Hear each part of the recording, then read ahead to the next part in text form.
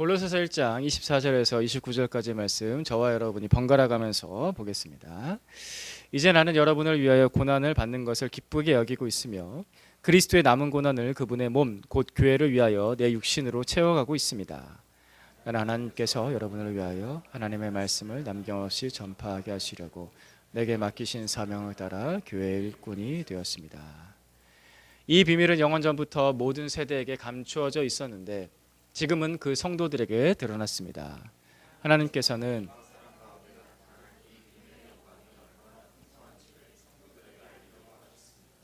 이 비밀은 여러분 안에 계신 그리스도 곧 영광의 소망입니다.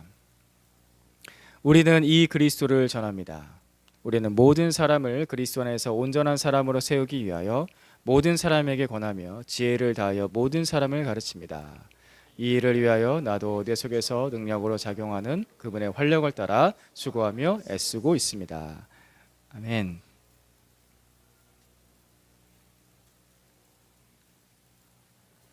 사람은 절대 혼자서 태어날 수 없죠.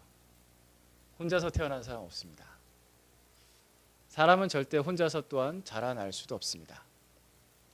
그래서 사람은 절대 혼자서 살 수가 없습니다. 그렇죠? 맞죠? 사람은 절대 혼자서 살 수가 없습니다. 우리는 이것을 짧게는 십수년, 길게는 수십 년 이미 삶으로 경험했습니다. 나는 혼자서 살 수 없다. 그래서 부인할 수가 없는 거죠. 이게 부인할 수 없는 사실인데도 불구하고 근데 이상하게도 사람 마음에는 나 혼자서는 뭔가 잘할 수 있어 라는 생각들이 있어요. 그러니까 그게 자기 일을 스스로 잘하자 이런 느낌이 아니라 다른 사람의 도움은 나한테 별로 큰 도움이 안 됐던 거야. 그 도움이 없었어도 나는 잘할 수 있었어 라는 생각들이 있다는 거예요. 누군가의 도움이 없었어도 난 지금 여기까지 올 수 있었고 누가 나를 도와줬다고 하더라도 그 도움은 그렇게 크지 않았던 거야 라는 생각들을 합니다. 이런 생각을 하는 이유는 첫 번째는 교만하기 때문이죠. 두 번째는 어리석기 때문입니다. 교만하고 어리석은 사람은 자신의 인생에 값없이 주어진 은혜에 대해서 가볍게 생각합니다. 무시합니다. 하나님과 사람들에게 받은 그 은혜가 별것 아니라고 치부합니다. 그래서 마치 자기 혼자 인생 다 산 것처럼 생각을 하죠. 그래서 예수님께서는 그렇게 교만하고 어리석은 사람들 향하여서 이렇게 말씀하셨습니다. 마태복음 7장 6절 말씀입니다. 같이 읽겠습니다. 시작. 거룩한 것을 개에게 주지 말고 너희의 진주를 돼지 앞에 던지지 말아라. 그들이 발로 그것을 짓밟고 되돌아서서 너희를 물어뜯을지도 모른다. 아멘. 예수님께서 직접 하신 말씀입니다. 그것도 산상수훈 중에 마태복음 5장부터 시작한 산상수훈 중에 7장까지 하면서 예수님께서 이런 말씀을 하셨습니다. 거룩한 것을 개에게 주지 말고 너희 진주를 돼지 앞에 던지지 말아라. 발로 짓밟고 되돌아서서 너희를 물어뜯을지도 모른다. 혹시 여러분 주변에 은혜를 모르는 사람이 있다라고 한다면요, 조언을 해줘야겠죠. 은혜로 사는 거야. 사람의 노력만으로 사는 거 아니야. 너한테 베푼 은혜가 여러 사람들이 베푼 은혜가 하나님께서 베푸신 은혜가 얼마나 많은데 라고 조언을 해줘야겠죠. 조언을 해주시는데 한두 번, 한 3번까지 조언을 했는데도 불구하고 그 태도를 바꾸지 않고 교만하고 어리석게 행동을 한다면 그런 사람은 멀리 하셔도 됩니다. 왜냐하면 그는 예수님께서 말씀하신 것처럼 내가 베푼 은혜도 발로 짓밟고 되돌아서서 물어뜯을 사람일 가능성이 굉장히 높습니다. 저는 여러분이 제가 은혜를 아는 사람으로 살기를 바랍니다. 그런 사람 되기를 축복합니다. 근데 혹시라도 그 은혜를 모르는 사람이 내 자녀라면 그때는 그냥 멀리할 수는 없겠죠. 목숨 걸고 가르치십시오. 내 자녀가 은혜를 모르고 감사할 줄 모른다고 한다면은 내 인생을 걸고서 훈계하고 가르쳐야 됩니다. 고맙고 감사할 줄 아는 사람이 되도록. 겸손하고 지혜로운 사람은 나에게 주어진 그 은혜, 값없이 주어진 그 은혜에 감사할 줄 압니다. 그래서 고맙습니다, 감사합니다 라는 말 그렇게 어려워하지 않아요. 누군가 나한테 아주 작은 호의를 베풀어도 고마워요, 감사해요 라고 말할 줄 알죠. 그러면서 더 행복해해요. 겸손하고 지혜로운 사람은. 그게 행복하게 사는 방법입니다. 감사할 줄 아는 것. 하나님과 사람에게 받은 은혜를 진심으로 감사하며 사십시오. 이것이 행복하게 사는 비결입니다. 가정과 교회를 통해서 받은 은혜를 갚을 줄 알면서 사십시오. 그 사람이 여러 사람들한테 칭찬받는 사람이 될 것입니다. 겸손하고 지혜로운 사람. 하나님의 은혜는 그 사람에게 흐릅니다. 왜냐하면 하나님의 은혜는 언제나 낮은 곳으로 흐르기 때문에. 제가 이 얘기를 하나님의 은혜가 흐르는 방향을 지금 몇 주째 얘기하고 있죠. 하나님의 은혜는 항상 낮은 자리로 흐른다. 겸손하고 지혜로운 사람이 되시길 간절히 바라고 그렇게 축복합니다. 사람은 이렇게 절대 혼자 살 수가 없는데 이것은 그리스도인이 살아가는 법칙에서도 역시 동일한 원리입니다. 한 명의 그리스도인이 거듭나는 것 절대 혼자서 거듭날 수가 없습니다. 구원받는 것 절대 혼자서 안 돼요. 한 명의 그리스도인이 자라나는 것도 절대 혼자서 할 수가 없습니다. 그래서 그리스도인은 절대 혼자서 신앙생활을 할 수가 없습니다. 이미 우리 공동체 안에는, 우리 교회 안에는 이거를 이미 다 동의하시고 충분히 공감하시는 분들이 대부분이실 거라고 저는 생각을 합니다. 그럼에도 불구하고 제가 자꾸 이런 얘기를 하는 이유가 뭐냐면은 오늘날 현대 한국 교회의 많은 그리스도인들이 혼자서 신앙생활하는 게 가능하다고 생각하고 있고 혼자서 자라나는 것이 가능하다고 생각하고 있습니다. 실제로 그렇게 살아가는 사람이 너무나 많습니다. 교회 다니면서 다른 사람들하고 사귀면서 지내는 것이 너무 지친다는 거예요. 힘들다는 거예요. 그래서 뭐 배우는 건 필요하다는 걸 느껴요. 그래서 백화점처럼 이렇게 여러 가지 프로그램들 이렇게 걸어놓은 교회들 가서 편안하게 아무하고도 관계 맺지 않고 그냥 편안하게 그냥 세미나 듣는 거예요. 그 세미나를 수십 번, 수백 번 여러 가지 세미나 들으면서 나는 많이 배웠어. 이 정도면 내가 충분히 성장했지라고 생각하지만 사람은 절대 그렇게 자라지 않습니다. 그렇죠? 사람은 절대 그렇게 자라지 않습니다. 누군가 부딪혀야 됩니다. 철이 철을 날카롭게 한 같이 친구가 그 사람의 얼굴을 빛나게 한다고 하셨던 잠언 말씀처럼 그리스도인은 누군가 부딪히면서 때로는 상처받고 때로는 어렵고 때로는 좋고 기쁘고 하면서 성장하는 거예요. 성경 말씀만 배운다고 성장하는 것이 아니라 그 말씀을 가지고서 적용해 볼 수 있는 사람을 만날 때 그 사람이 성장을 합니다. 그게 교회예요. 그러라고 교회가 있는 거예요. 그리스도인은 절대 혼자서 신앙생활을 할 수가 없습니다. 그리스도인은 혼자서 태어나지도 않고 혼자서 자라지도 않습니다. 이 말 뜻은 뭐냐면 뭔가 나한테 밖으로부터 주어진 것이 있다는 거예요. 그래서 우리가 앞에서부터 말씀드렸던 은혜라고 하는 거죠. 밖으로부터 계속 나한테 주어진 것이 있어요. 그걸 더 구체적으로 말하자면 궁극적으로 하나님이시죠. 하나님께서 내게 주신 은혜가 있어요. 수많은 은혜가, 셀 수 없는 그 수많은 은혜가 있었다는 거예요. 그 통로들은 이 세상이에요. 그 통로들은 여러분이에요. 그 통로들은 이 교회예요. 그 통로는 이 가정이에요. 그 통로는 일터예요. 하나님께서 그 많은 통로들을 통하여서 하나님께서 나에게 베푸신 수많은 은혜가 있다라는 것입니다. 그래서 우리가 지금 이 자리에 있을 수 있었습니다. 우리가 함께 불렀던 찬송가 429장 같이 천천히 한번 읽어볼까요?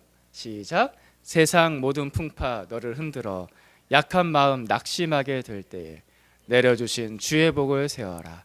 주의 크신 복을 내가 알리라. 받은 복을 세어보아라.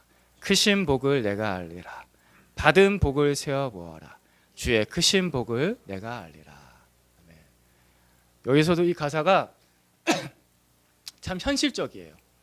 참 은혜롭습니다. 여러분 이거를 잘 생각을 해보면요, 이 말씀, 이 가사를 잘 생각해 보면요, 세상 풍파가 없었으면 받은 복을 세워 보았을까요? 우리는 보통 세상 풍파가 없길 바랍니다. 네, 아멘. 주여 제발. 저도 그런 마음이 간절해요. 그렇게 기도합니다. 근데 우리가 조금 넓게 보고 좀 객관적으로 보면요, 세상 풍파가 없었으면 받은 복을 안 세어봤어요. 세상 풍파가 있었으니까, 나에게 힘든 일이 있었으니까, 그래서 주께서 주신 복이 있다는 것을, 은혜가 있다는 것을 더 세어보게 된다고요. 그죠? 굉장히 현실적인 가사입니다. 그리고 이 가사가 우리의 인생길에서 계속해서 은혜를 줄 겁니다. 눈물을 흘리면서 이 찬양을 부를 때도 있을 것이고, 기뻐하면서 이 찬양을 부를 때도 있을 것입니다. 그러면서 우리는 어떻게 할까요? 받은 복을 세어보겠죠. 그게 우리 인생입니다. 받은 복을 세어보십시오. 이게 무슨 뜻일까? 하나님께서 우리에게 주신 복이 있다라는 거고, 그 은혜를 기억하라라는 것입니다. 기억하라. 기억하라. 그러면서 우리는 인생을 살아갑니다. 은혜의 길을 걸어갑니다. 제가 양육 중간에 또 양육을 마지막 마치면서 받은 은혜를 잘 기록해두고 보관하라고 말씀드렸습니다. 신신당부해드렸죠. 오늘 마지막 주일 양육하는데 잘 기록해서 오셨죠? 숙제 잘 하셨을 거라 생각합니다. 잘 하셨고 다 제출을 하셨는데, 저는 지금까지 받은 약속의 말씀들이 있습니다. 약속의 말씀들, 여러 말씀들이 있는데 그 말씀들을 잘 기록을 해놓고요, 그걸 다이어리에 꽂아놨습니다. 그래서 제가 힘들고 어려울 때마다, 방향을 잃을 때마다 그 약속의 말씀들을 펼쳐서 봅니다. 저를 목회로 부르셨던 그 첫 번째 말씀부터 다시 펼쳐봅니다. 그리고 가장 최근에 저의 삶에 주어진 하나님의 은혜, 사람의 지혜에 바탕을 두지 않고 하나님의 능력에 바탕을 둔 믿음이어야 된다라고 말씀하신 그 고린도전서 말씀을 기억하면서 다시 한번 훑어봅니다. 그러면서 은혜를 받습니다. 받은 복을 세어보는 것입니다. 저는 제가 구원 간증물 썼던 거 제 노트북에 잘 저장해 놓고 클라우드에도 저장되어 있습니다. 은혜의 고백을 했던 것들 큐티책 하나도 버리지 않고 다 있습니다. 그래서 제가 힘들고 어려울 때, 제 상태가 좋지 않을 때 그걸 다시 펼쳐서 봅니다. 내가 어떻게 구원받았는지, 내가 어떤 은혜의 고백들을 했는지, 하나님께서 주셨던 은혜들은 어떤 것인지 생각할 때, 하나님께서 이렇게 일을 하셨구나 라고 하면서 상태 좋지 않았던 제 마음과 제 영혼이 그 과거의 기억들, 그 은혜의 순간들을 세어보면서 힘을 얻습니다. 저 여러분들이 제출하신 구원 간증문, 양육 소감문 다 저장해 놓고 백업까지 클라우드에 다 해놓고서 중요한 순간마다 여러분들 다시 한번 생각해야 될 때마다, 기도해야 될 때마다, 양육을 해야 될 때마다 다시 펼쳐봅니다. 가장 최근 기록부터. 어쩔 때는 이거 처음부터 다시 보기엔 이제 좀 힘들어요. 여러분 양육 기록이 굉장히 페이지가 많거든요. 가끔 큰맘 먹고 읽어볼 때가 있는데 읽다가 졸기도 해요. 너무 많아가지고. 그래서 가장 최근 거 한 몇 달 사이, 가장 최근 한 1년 사이 기록들은 좀 종종 다시 돌아봅니다. 그러면서 힘을 얻습니다. 그 기록들을 보면, 세어보면 하나님이 보입니다. 그 기록들을 세어보면 하나님께서 은혜 주셨던 그 일하심들이 보입니다. 또한 그 기록들을 세어보면은 하나님께서 나에게 은혜 베풀려고 주셨던, 보내주셨던 사람들이 보입니다. 그래서 힘을 얻습니다. 깨닫게 되죠. 내가 혼자가 아니구나. 내가 혼자가 아니구나. 내가 혼자가 아닙니다. 이것이 얼마나 큰 위로가 되고 힘이 되는 줄 아십니까? 내가 지금 여기까지 오는데 내가 혼자가 아니었구나. 나에게 베풀어 주신, 은혜를 베풀어 주신 하나님이 계시고, 그 은혜를 베풀기 위해서 수많은 사람들을 저에게 보내주셨던 것들을 기억할 때, 내가 혼자가 아니구나. 그리고 그 사람들이 지금 여기 있잖아요. 나는 혼자가 아닙니다. 여러분은 혼자가 아닙니다. 우리 24절 말씀, 오늘 본문 말씀 24절 같이 보겠습니다. 같이 봅니다. 시작. 이제 나는 여러분을 위하여 고난을 받는 것을 기쁘게 여기고 있으며 그리스도의 남은 고난을 그분의 몸 교회를 위하여 내 육신으로 채워가고 있습니다. 아멘. 누군가 나를 위해서 수고했기 때문에 내가 지금 여기 있는 겁니다. 내가 교회에 나올 수 있도록 수고한 누군가가 있었기 때문에 지금 내가 여기 있는 겁니다. 내가 회심할 수 있도록 계속해서 기도해 준 누군가가 있었기 때문에 내가 구원을 받을 수 있었던 겁니다. 나에게 복음을 들려주려고 준비하고 기도하고 또 직접 만나서 가르쳐 준 그 누군가가 있었기 때문에 내가 여기 있을 수 있었던 겁니다. 나는 혼자가 아닙니다. 맞습니까? 우리 한번 당당하게 얘기해 볼까요? 나는 혼자가 아닙니다. 나는 절대 혼자가 아닙니다. 이 말씀에 보시듯이 예수 그리스도의 남은 고난이 있습니다. 오늘도 어떤 한 사람이 구원받도록 하기 위한 예수님의 남은 고난이 있습니다. 주님의 고난은 십자가에서 2000년 전 그 골고다 언덕에서 값을 다 치르시고 고난 받으셨지만, 근데 이 말씀은 놀라운 얘기를 하는데 예수 그리스도의 남은 고난이 아직 있다라고 합니다. 오늘 한 사람이 구원받는 데 필요한 예수 그리스도의 남은 고난이 있습니다. 오늘 한 사람이 성장하는 데 필요한 예수 그리스도의 남은 고난이 있습니다. 근데 이 남은 고난은 누가 채우는가? 이 예수 그리스도의 남은 고난을 채우는 어떤 한 사람이 있다는 거예요. 누군가가 있다는 거예요. 또 다른 누군가가 있다는 거예요. 이 말을 하고 있는 바울이 그런 사람이었습니다. 예수 그리스도의 남은 고난을 채웠던 사람입니다. 그 누군가, 또 다른 누군가는 예수 믿는 사람이죠. 그리스도인입니다. 그 누군가는 주님의 일꾼입니다. 그리고 그 누군가는 바로 이 교회입니다. 여기 있는 한 사람, 한 사람, 한 사람. 우리가 함께, 또 우리 각자 주님께서 남겨주신 고난을 채워가고 있는 것입니다. 그래야 한 사람이 구원받아요. 그래야 한 사람이 성장을 합니다. 이것이 예수 그리스도께서 우리에게 주신 방법입니다. 그래서 교회가 있는 것입니다. 여러분 중에 결혼하시고 가정을 이루신 분들, 지금까지 가정을 이루기 위한 수고를 한번 생각을 해보십시오. 한 가정을 이루는 일이 그냥 저절로 되셨습니까? 가장 최근에 결혼하신 분, 그게 저절로 되던가요? 쉬우셨습니까? 결혼 다시 하라고 하라면 하시겠습니까? 네, 다시 하면 안 되겠죠. 네, 이걸로 그냥 끝까지 가는 거예요. 아시겠죠? 결혼하실 분? 여러분, 당신도 느끼고 계시죠? 형제도? 네. 이거를 두 번은 못 하겠구나. 그죠? 더 구체적으로 결혼식을 얘기할 때도 많이 힘든데, 더 구체적으로 진짜 실제 삶에서 총각이 남편이 되고요, 처녀가 아내가 되는 일이 저절로 되었습니까? 아내가 엄마가 되고요, 남편이 아빠가 되는 일이 쉬울까요?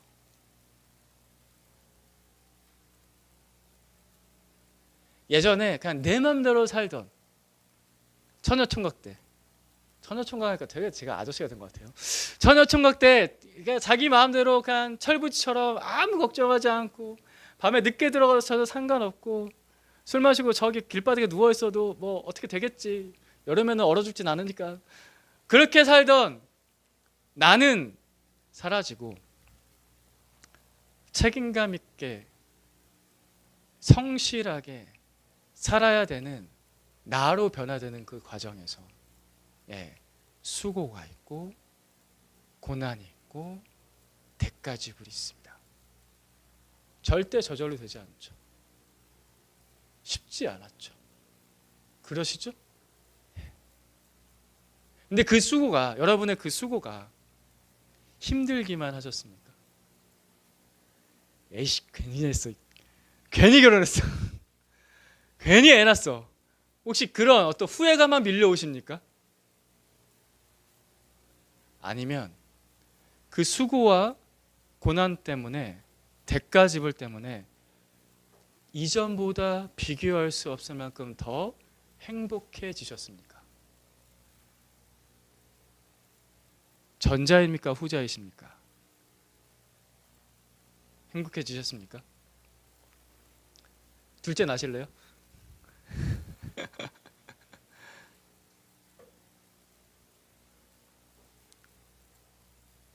우리가 인생을 살아가면서 가정을 이루고 남편이 되고 아내가 되고 엄마가 되고 아빠가 되는 그 모든 과정도 절대 쉽지 않지만 그 모든 수고 때문에 행복해집니다. 교회가 꼭 이 가정의 모습과 같습니다. 그래서 하나님께서 우리에게 가정을 주셨고 또 교회를 주신 겁니다. 이번 양육을 하면서 여러 사람들이, 여러 형제자매들이 제가 우리 형제자매들을 위해서 기도하겠습니다 라고 하는 적용들을 많이 하셨습니다. 기도하고 있습니다. 더 기도하겠습니다. 꿈속에서도 사람이 나타나더군요. 더 기도해야겠군요. 그랬던 사람도 있었고 또 실제로 그렇게 기도했다라는 나눔들을 많이 들었습니다. 하루 중에 그렇게 시간을 내서 수고하셨던 그 기도 시간들이 힘들기만 하셨습니까? 헛수고셨습니까?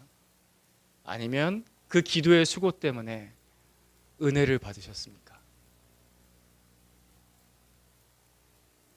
상반기에 봄학기 양육 8주, 여름학기 양육 8주, 총 16주를 하면서 매주 암송하고 큐티하고 성경 공부하고 적용하고 기도 체크한다고 하니까 또 기도해가지고 그거 다 체크하고 그랬던 그 시간들이 있습니다. 그래서 한 주에 최소 2시간 이상 시간을 썼어야 했습니다. 그 시간을 쓰신 것이 아까우셨습니까? 아니면 혹시 그 시간을 함께 쓰면서 힘을 얻으셨습니까? 격려를 받으셨습니까? 교회는 가정 같습니다. 가정은 또한 교회 같습니다. 왜냐하면 하나님께서 직접 만드신 공동체이기 때문에 그렇습니다. 온 세상 가운데 하나님께서 직접 손을 대셔서 만드신 공동체는 태초의 가정, 그리고 예수님께서 오셔서 만드신 교회입니다. 그래서 우리의 수고는 결코 헛되지 않고 우리의 수고는 우리를 행복하게 만듭니다. 내가 지금 교회에 나오고 예배드리고 양육받고 경건의 시간 가지고 기도하는 그 모든 수고들, 어떻게 보면 1차원적으로 생각하면 나를만을 위한 것처럼 생각이 되는데 결코 그러지 않습니다. 우리가 그 모든 시간들을 쓸 때 우리는 형제 자매들의 짐을 같이 지고 우리가 형제 자매들을 위한 고난을 채워가면서 그럴 때 한 사람이 회심하고 한 사람이 성장하는 겁니다. 나를 위해서 쓴다라고 생각했지만, 마음 쓰고 힘 쓰고 애쓰고 시간 쓴다고 했지만 사실 형제 자매들의 짐을 같이 진 겁니다. 예수 그리스도의 그 남은 고난을 우리는 지금도 이렇게 함께 예배드리면서 같이 지고 있는 겁니다.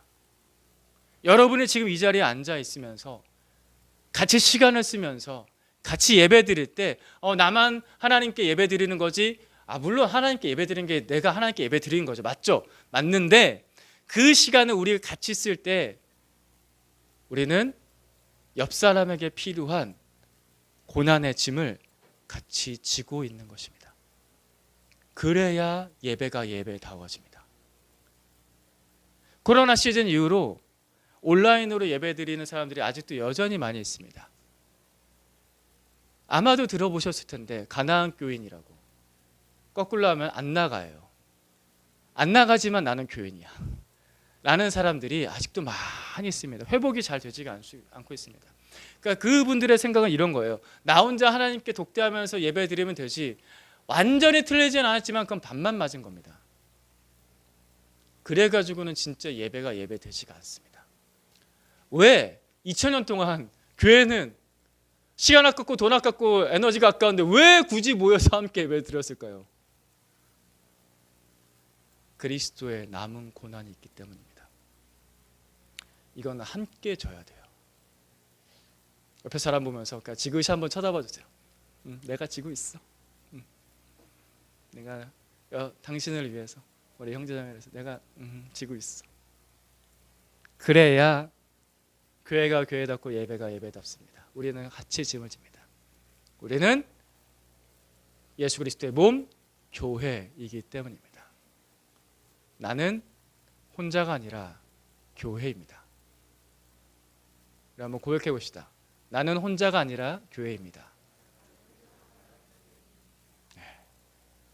이것이 성경이 가르쳐주는 신앙의 모습입니다.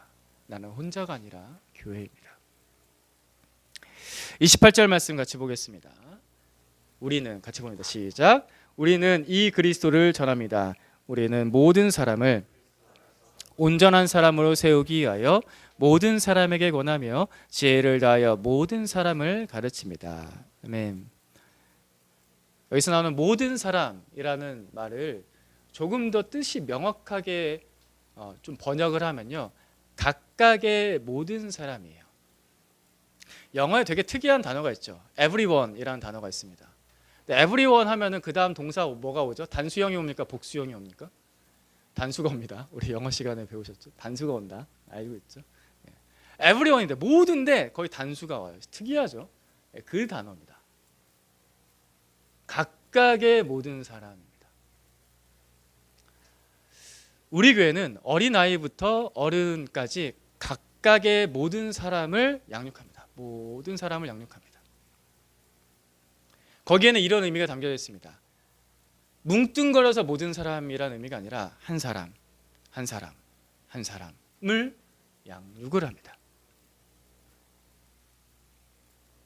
교회가 교회다워지려면요, 많은 사람을 뭉뚱그려 놓고서 하는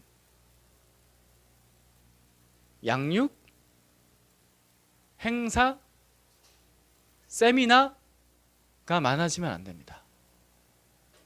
그것도 물론 필요한데 그 모든 사람을 한 사람, 한 사람, 한 사람 돌봐주는 양육이든 설교든 어떤 행사든 그게 같이 있어야 됩니다. 그래야지 교회가 교회다워집니다. 이것은 가정과 같다라고 앞에서부터 계속 말씀드렸습니다. 가정에서 애가 태어나잖아요. 애가 한 명일 수도 있고 두 명일 수도 있고 세 명일 수도 있습니다. 근데 우리가 일단 모든 사람이라고 했으니까 옛날 가정 기준으로 할게요. 한 30년, 40년쯤 전에 가정. 우리 부모님들은 한 3명에서 많으면 5명까지도 낳았을 때 그 시절. 아이를 한 명 낳습니다. 그 모든 아이를 부모님이 양육을 하죠. 근데 그 가정이 건강한 가정이 되려면은 그 모든 아이를 뭉뚱거려서 아이들이라고 하지 않고 연수, 정우, 다인이, 은우, 하준이, 하온이 하면서 그 한 명 한 명에게 마음을 쓰고 시간을 쓰면서 양육을 합니다. 그럴 때 그 아이들이 건강해지죠. 아, 엄마 아빠가 우리 모두를 사랑하지만 나도 참 많이 사랑해. 그죠? 이게 모든 사람의 의미입니다. 각각의 모든 사람. 그래야 건강해집니다. 여러분, 한 사람 한 사람이 잘 성장하기 바랍니다. 여러분, 개개인이 구원받고 자라나서 강건해지길 바랍니다. 그런데 여기에는 한계가 있어요. 왜냐하면 그리스도인은 가정, 교회 안에서 충만하게 자랄 수 있기 때문입니다. 에베소서 1장 23절 말씀 같이 봅니다. 시작. 교회는 그리스도의 몸이요 만물 안에서 만물을 충만케 하시는 분의 충만함입니다. 그리스도인은 교회 안에서 함께 자라야 충만해집니다. 나 혼자 자란다고 충만해지지가 않아요. 사실 이 말씀은 앞에서 거의 한 달 정도 에베소서 말씀으로 설교할 때 말씀드렸죠. 혼자 기도 열심히 한다고 충만해지지 않는다고요. 누군가 나를 위해서 기도해줘야지 충만해져요. 나 혼자 열심히 성경 본다고 충만해지지 않는다고요. 누군가 나와 함께 그 성경 말씀을 같이 나누고 적용하고 격려해 줘야지 충만해져요. 가정처럼. 교회는 가정처럼. 그래야지만 충만해집니다. 우리 교회는 이 방향으로 가야 됩니다. 목사님만 그 방향으로 가세요가 아니라 우리가 똑같이 이 생각을 성경적으로 가지고 있어야지 우리가 같이 충만해질 수가 있습니다. 그렇죠? 원리가 그렇잖아요. 목사 혼자서 그 생각을 가진다고 충만해질까요? 절대 그게 안 돼요. 소수 몇 명이 그 생각을 가진다고 그렇게 충만해질까요? 그러면 조금 더 낫겠지. 목사 혼자 사는 것보다. 그죠? 근데 우리 모두가 똑같이 우리는 같이 기도해야 돼. 우리는 같이 자라나야 돼. 라는 생각을 같이 가지면서 내가 지금 기도하는 거는 나만을 위해서 기도하는 것이 아니라 내가 지금 기도할 때 내 형제 자매의 짐을 같이 지는 거야. 그리스도의 남은 고난을 내가 나눠서 같이 지는 거야 라고 생각하면서 기도하면 같이 충만해집니다. 이걸 기대하세요. 그래야지 우리가 가는 길이 한결 가벼워져요. 예수님께서 말씀하셨잖아요. 마태복음 11장에서 수고하고 무거운 짐진 자들아 다 내게로 오라 내가 너를 쉬게 하리라. 나는 마음이 온유하고 겸손하니 내게 배우라. 그럼 너희 마음이 쉼을 얻으리니 내 멍에는 쉽고 내 짐은 가벼움이라. 어떻게 되는 건가? 우리가 예수 그리스도 안에서 모이면 예수님은 머리가 되시고 교회가 되거든요. 그때 짐을 같이 져요. 그러니까 쉽고 가벼운 거예요. 내가 지금까지 신앙생활하면서 왜 이렇게 힘들지 왜 어렵지라고 생각했다고 한다면은 이 충만함의 원리를 충분하게 이해하지 못하고 그걸 많이 경험하지 못해서 그런 겁니다. 신앙은 원래 가볍고 쉽고 재밌고 즐거운 겁니다. 그렇다고 해서 완전 가볍다, 짐이 없다는 거 아니에요. 완전 짐이 없어. 이거는 백수예요. 그거는 한량인 거죠. 그런 인생은 없습니다. 주님께서 보면 짐을 주시는데 우리가 져야 될 십자가를 주시는데 나 혼자 막 짓누르는 그런 거 아니에요. 예전에 교회에서 신앙생활 하실 때 한창 젊으실 때 봉사 많이 하셨을 때 아마 그러셨던 분들 계실 거예요. 뭔가 짐을 나 혼자만 계속 지고 있는 것 같고 나 혼자만 힘들고 다른 사람들은 아무것도 안 하고 있는 것 같고 막 그래가지고 특히 피아노 반주자 새벽부터 밤까지 새벽부터 우리 씨를 뿌리면서 저녁까지 우리 눈물로써 단을 거두리로 맨날 그러면서 우리 피아노 반주자 대표적인 사람들이 그런 사람들이죠. 그리고 교회에서 아침부터 가서 저녁까지 수고했던 사람 뭔가 열심히 하는데 쉽진 않고 가볍진 않아요. 그게 신앙생활의 건강한 원리는 아니었기 때문에 그렇습니다. 우리가 이거를 마음에 잘 새깁시다. 혼자 지고 가는 거 아닙니다. 같이 지고 가는 겁니다. 같이 나누는 겁니다. 그리스도 남은 고난을 같이 나누는 겁니다. 그때 충만해집니다. 우리 교회가 이렇게 함께 자라길 바랍니다. 이제 양육 방학했습니다. 목장도 방학을 합니다. 그래서 제가 지난 주 중에 문득 들었던 걱정이 있는데 잘하고 있겠지? 라는 걱정이 들었습니다. 양육 방학하고 목장 방학해도 잘 기도하고 있겠지? 성경 잘 보고 있겠지? 일터에서 가정에서 그리스도인답게 잘 살고 있겠지? 라는 걱정이 문득 드는데 드니까 제 마음에 또 드는 생각은 더 기도해줘야겠구나. 우리 형제자매들 믿음으로 잘 살 수 있도록 기도로 잘 살 수 있도록 말씀으로 잘 살 수 있도록 일터에서 그리스도인답게 살 수 있도록 더 기도해줘야겠구나 라는 마음이 들더라고요. 여러분 같이 함께 기도해 주시겠습니까? 아멘 좀 크게 해주시면 안 될까요? 같이 함께 기도해 주시겠습니까? 같이 이 짐을 같이 나눠서 져 주시겠습니까? 예수 그리스도의 남은 고난을 우리 같이 나눠서 채워 가시겠습니까? 그렇게 되길 바랍니다. 그래야 우리가 함께 자랍니다. 이 수고는 결코 헛되지 않습니다. 고생이 아닙니다. 이 수고는 영광 될 것입니다. 우리 마지막 29절 말씀인데 숫자가 잘못 나왔습니다. 29절 말씀 같이 봅니다. 시작. 이 일을 위하여 나도 내 속에서 능력으로 작용하시는 그분의 활력을 따라 수고하며 애쓰고 있습니다. 아멘. 예수님의 이 활력이 여러분 한 사람 한 사람한테 넘치길 바랍니다. 일터에서 가정에서 사람들 만날 때 이 활력이 여러분 안에 넘쳐서 이 세상 살아갈 때 지치고 힘든 건 아니라 나 혼자 가는 거 아니라 같이 가고 있구나 활력이 넘치길 바랍니다. 바울이 그렇게 활력이 넘쳤던 것처럼 우리의 수고는 영광이 될 것입니다. 기도하겠습니다. 하나님 아버지 감사합니다. 우리가 혼자 예수 따라가는 것이 아니라 함께 예수님의 뒤를 쫓아갈 수 있게 하셔서 감사합니다. 예수님께서 남겨주신 고난을 나 혼자 지고 가는 것이 아니라 우리가 함께 나눠서 지고 갈 수 있게 하셔서 또한 감사합니다. 주님의 몸된 교회를 주셔서 감사합니다. 우리 형제자매들을 주셔서 감사합니다. 받은 복이 많습니다. 그 은혜가 넘칩니다. 감사합니다. 새로 시작되는 한 주, 또 무더운 더위가 시작되는 8월입니다. 하나님 아버지, 우리가 서로의 짐을 지면서 함께 기도해 주면서 격려하면서 이 기간을 잘 통과하게 해주시고, 양육도 방학하고 목장도 방학하지만 우리가 서로를 격려하며 기도하며 말씀 가운데 은혜로 살 수 있도록 이끌어 주시옵소서. 우리의 모든 삶의 자리가 하나님의 나라가 이루어지는 복된 자리가 되게 하여 주시옵소서. 예수 그리스도의 이름으로 기도드립니다. 아멘.